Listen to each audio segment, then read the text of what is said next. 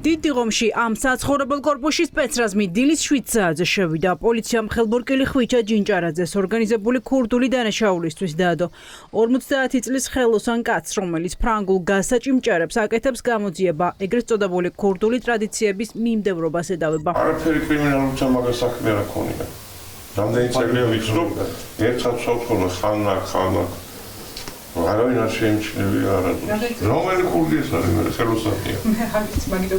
ფრანგული ჭერების ხელოსანია. საიდან ქურდი ეს?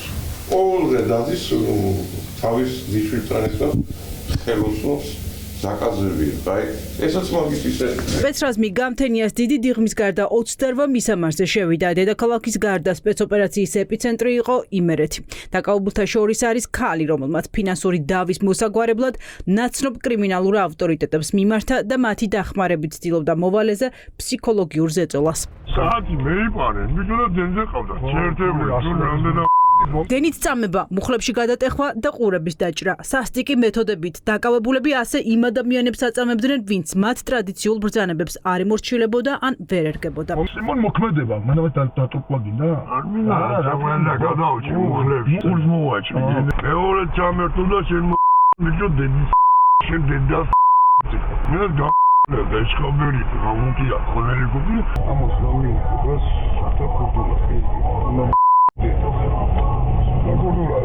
საფუძველი. ტარასა, სონღოლა, ლესკოვიჩი, ნასყიდა და ბუჭოვიჩი. გამოძიების საქმის მასალებით დადგინდა, რომ ესენი არიან ის შავი სამყაროს წევრები, ვინც პირდაპირ კავშირზე იყვნენ საზღვარგარეთ მყოფ ეგრეთ წოდებულ კანონიერ ქურთთან, ბესიკ ჯაფარიძესთან. მის გავლენებს იყენებდნენ და გადაწყვეტილებებს ასრულებდნენ. პირველების ინფორმაციით, ნაწილი მათგანი წარსულში მრავალჯერ დასამართლები პირია. როგორც იყო მოსაქცევი, ისე მოვეკეცი რა.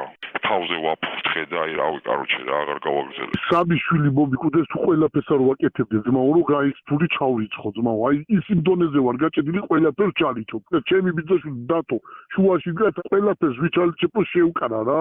აი ხა მე შენ გეტყვი რაღაცა, ჩემი დედას აღარ დაურეკო. თუა ჩამოხდა მანქანიდან. 1500 ლარი ძმა დაიდება 5000 ლარი. სამსაათზე უეწველი ჩაუ. ეს თუ ერთო ჩაგერი. ფული მოიტა ჩემი თუ არ წაგატო მანქანა. გელოდები აი ეს მეტი ასე დაგმოდი. აი გელოდები ფული მოიტან დროზე. დაკავებულები ხშირ შემთხვევაში დამოუკიდებლად, ზოგჯერ კი მათთვის მიმართვის შემდეგ ერთვებოდნენ ისეთ დავებში, რომელიც დიდ ფულს ეხებოდა. კრიმინალური წესებით აგვარებდნენ ყოფით კონფლიქტებსაც, სოლიდური სარგებლის სანაცვლოდ. ამ ყველაფერს კი ადამიანებზე ფიზიკური და ფსიქოლოგიური ზეწოლით აკეთებდნენ. ქურდული ტრადიციების შესაბამისი ვერდიქტი ჯაფარიძეს გამოჰქონდა. ის უთითებდა მის დაქვემდებარებაში მყოფ პირებს, როგორ და ვის სასარგებლოდ უნდა ემოქმედათ. მოდავე მხარეებთან ერთად პერიოდულად აწყობდნენ ეგრეთ წოდებულ ქურდულ გარჩევებს დისტანციური კომუნიკაციისა და პირადი შეხვედრების დროს ბესიკ ჯაფარიძე კრიმინალურ სამყაროს წესებისა და ეგრეთ წოდებული ქურდული ტრადიციების შესაბამისად იღებდა საბოლოო გადაწყვეტილებებს, რომელთა საფუძველზეც ერთ-ერთ მხარეს მეორე სასარგებლოდ სოლიდური თანხის გადახდა ეკისრებოდა.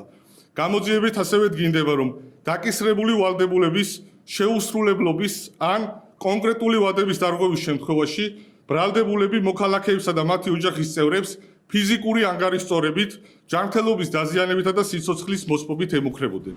მძიმე დანაშაულის შინაარსი სატელეფონო საუბრებს შინაგან საქმეთა სამინისტრო თვეები ფარულად უსმენდა. ეს არის მთავარი მტკიცებულება 13 წლიანი მუხლით დაკავებული პირების წინააღმდეგ. ჩემი დაცვაში მყოფს ედავებიან სისხლის სამართლის კოდექსის 253 ტექსტია მუხლს, რომელიც არის ქურდული სამყაროს საქმიანობის მხარდაჭერა, არ აღიარებს დანაშაულს, აბსოლუტურად უარყოფს ყველაფერს და ამ ეტაპზე ეს მოცემულობა არის. რაში გამოიხატა მხარდაჭერა მისი მხრიდან? რას ამბობს გამოძიება? არ ვიცით, აი აბსოლუტურად გაუგებარია, ჯერ საქმის მასალებს არ ვიცი, ამიტომ არ შემიძლია ამაზე გესაუბროთ. ხელოსანია, ხო? კი, როგორც ჩემთვის არის ცნობილი ხელოსანია. ცეცხლსასროლი იარაღები, საბრძოლო მასალა და მობილური ტელეფონები პოლიციამ მტკიცებულებად ეს ნივთები დაკავებულთა სახლებიდან ამოიღო. პოზიციას 29 დაკავებული ხვალ საქალაქო სასამართლოს ხდომათა დარბაზში დააფიქსირებს. მოსამართლე მათ აღკვეთ ღონისძიებაზე ხვალ იმსჯელებს.